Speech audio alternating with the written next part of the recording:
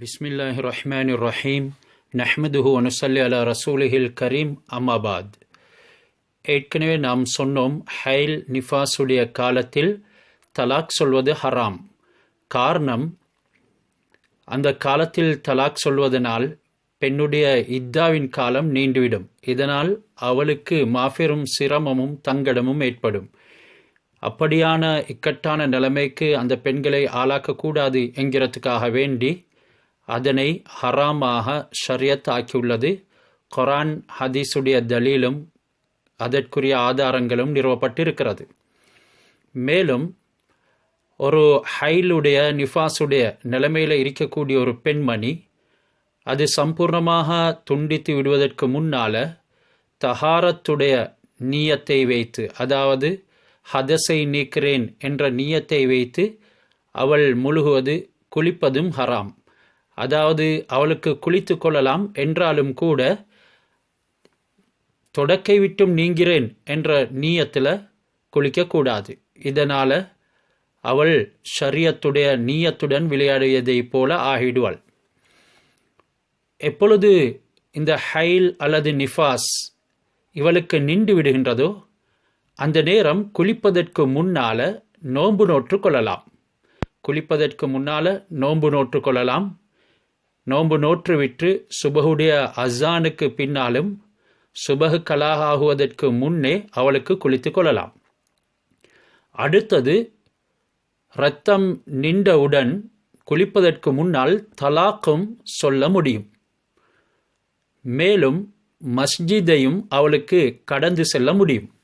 அதை தவிர ஏனைய ஹராமாக்கப்பட்டவைகள் குளித்தால்தான் அவளுக்கு ஹலாலாகும்.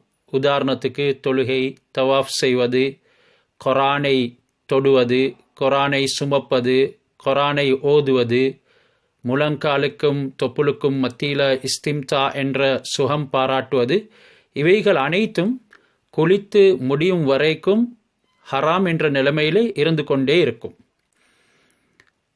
இந்த விடயத்தில் அதிகமான ஆண்கள் பெண்கள் சோம்பல் கொள்வது உண்டு. உதாரணத்துக்கு, பெண்ணுக்கு ஹைல் நின்று விட்டால் கணவனும் மனைவியும் உடலுறவு கொள்கின்றார்கள் குளிப்பதற்கு முன்னால். அதாவது அந்த பெண்மணி குளிப்பதற்கு முன்னால் உடலுறவு கொள்கிறார்கள். மனைவியும் அதனை பொருட்படுத்துவது கிடையாது, கணவனும் பொருட்படுத்துவது கிடையாது. ஏனெனில் ஒரே கல்லில் இரண்டு மாங்காய் என்ற அடிப்படையில் அந்த இரத்தம் நின்றதற்காக வேண்டி குளிப்பதற்கு முன்னால் ஜிமாவும் செய்து கொள்கின்றார்கள். அப்பொழுது ஒரே நீயத்திலே குளித்து விடலாம், ஜனாபத்துடைய நீயத்தில் குளித்து விடலாம் என்கிறதுக்காக வேண்டி. அப்படி குளித்தாலும் குளிப்பு நிறைவேறும் என்றாலும் கூட அந்த செயல் ஹராம் என்கிறதனை மறந்துவிடக்கூடாது. மேலும் ஒரு மனைவி அவளை ஜிமா செய்வதற்கு கணவன் விரும்புகிறான். இந்த நேரம் அந்த பெண்மணி, நான் ஹைலுடையவளாக இருக்கிறேன், என்னிடத்தில் நெருங்காதே என்று கூறுகிறாள். அல்லது இன்னும் என்னுடைய நிஃபாஸ் முடியவில்லை, நீங்கள் என்னிடத்தில் நெருங்க வேண்டாம் என்று கூறுகிறாள். இந்த நேரம் கணவனுக்கு அவள் உண்மை சொல்கிறாளா பொய் சொல்கிறாரா என்று சரியான முறையில் உறுதி கொள்ள முடியல, சந்தேகம் இருக்கிறது. சில நேரம் இவள் பொய் சொல்கிறாளாக இருக்கும் என்றொரு எண்ணம் தோன்றினால் அவளை ஜிமா செய்வது, உடலுறவு கொள்வது கணவனுக்கு ஆகும்.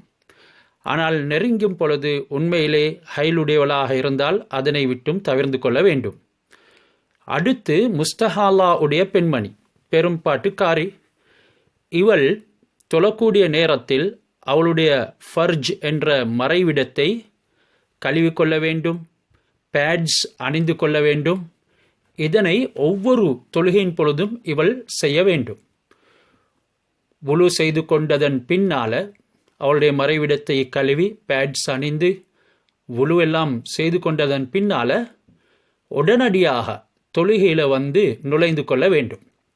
ஆனால் தொழுகைக்குண்டான சில ஆயத்தங்கள் இருக்கிறது. உதாரணத்துக்கு ஔரத்தை மறைக்கிறது, அதாவது தொழுகைக்குண்டான ஆடைகளை அணிந்து கொள்வது, அஸான் சொல்லக்கூடிய நேரத்தில் அதற்கு இஜாபா சொல்கிறது, அல்லது பெண் மெதுவாக அஸான் சொல்லிக்கொள்வது, அல்லது ஒரு பெண்களுடைய ஜமாத் தொண்டு தொழுவிக்க போகின்றார்கள், அதுக்காக வேண்டி எதிர்பார்த்திருக்கிறது, அல்லது ஆண்கள் தான் தொழுவிக்க போகிறார்கள், இந்த நேரம் பெண்களும் அதில் கலந்து கொள்றதுக்கு ஒரு சந்தர்ப்பம் ஒன்று இருக்கிறது, இதனால் ஜமாத்தோட தொழலாம் என்ற ஒரு எதிர்பார்ப்புக்காக வேண்டி சற்று பிற்படுத்தினாலே தவிர இந்த இஸ்திஹாலாவுடைய பெண்மணி வேறு எந்த காரணத்தை கொண்டும் தொழுகையை பிற்படுத்தக்கூடாது. அப்படி இங்கே மேலே சொன்ன காரணங்கள் அல்லாததற்காக வேண்டி அவள் தொழுகையை பிற்படுத்தினால் மீண்டும் அவள் தன்னுடைய மறைவிடத்தை கழுவ வேண்டும், பேட்ஸ் அணிந்து கொள்ள வேண்டும், வுலு செய்து கொள்ள வேண்டும். இவ்வாறாக ஒவ்வொரு தொழுகைக்கும் இவள் இந்த முறையிலே தன்னுடைய ஆயத்தங்களை செய்துவிட்டுத்தான் தொழ வேண்டும் என்கிறதனை மறந்துவிடக்கூடாது. அடுத்தது, சிலவங்களுக்கு சலசுல் பவுல் இருக்கிறது. சலசுல் பவுல் என்று சொன்னால் ஆண்கள் அல்லது பெண்கள் இவர்களுக்கு தொடர்ந்து சிறுநீர் வெளியாகலாம். சிலர்கள் இருமக்குள சிறுநீர் வெளியாகலாம், மற்றும் சிலருக்கு சீனி வியாதிகள், சர்க்கரை வியாதிகள் இருக்கும். இதனால் கண்ட்ரோல் இல்லாத நிலைமையில் அவர்களுக்கு இந்த சலசுல் பவுல் ஏற்படலாம், அதாவது சொட்டு சொட்டு சிறுநீர் வெளியாகலாம். இவர்களுடைய சட்டமும் இந்த முஸ்தஹாலா காரியுடைய சட்டத்தை போலத்தான். அதாவது தொழுகையுடைய நேரம் நுழைந்த உடனே அவர்களுடைய மறைவிடத்தை கழுவிக்கொள்ள வேண்டும். ஆண்களாக இருந்தாலும் சரி, பெண்களாக இருந்தாலும் சரி, பேட்ஸ் போன்ற ஆயத்தங்களை செய்து கொள்ள வேண்டும். மேலும் உடனடியாக ஃபர்லு தொழுகையை எந்த விதத்திலையும் தாமதிக்காமல் தொழுது கொள்ள வேண்டும். எனவே சிலர்கள் கேள்விகள் கேட்டிருக்கின்றார்கள், ஒரு இஸ்திஹாலா உடைய பெண்மணி 15 நாட்களுக்கு பின்னால் அவள் நஃப்லான தொழுகைகளை தொலையலுமா என்று. பொதுவாக இந்த இஸ்திஹாலா உடைய பெண்மணிக்கு நஃபுல்லான தொழுகைகள் தொழுது கொள்ளலாம். அந்த ஃபர்லோட சம்பந்தப்பட்ட நஃப்லான தொழுகையை உடனே அவளுக்கு தொழுது கொள்ளலாம். அப்படி மிகவும் தாமதமாக்கி அவள் தொழுவதாக இருந்தால், நஃப்லான தொழுகை, லுஹா போன்றவைகள் தொழுவதாக இருந்தாலும் அந்த ஃபர்ல தொழுகைக்கு போன்றே அவள் தன்னுடைய மறைவிடத்தை கழுவி பேட்ஸ் மாற்றி உழு செஞ்சு அவசரமாக தொழுது கொள்ள வேண்டும்.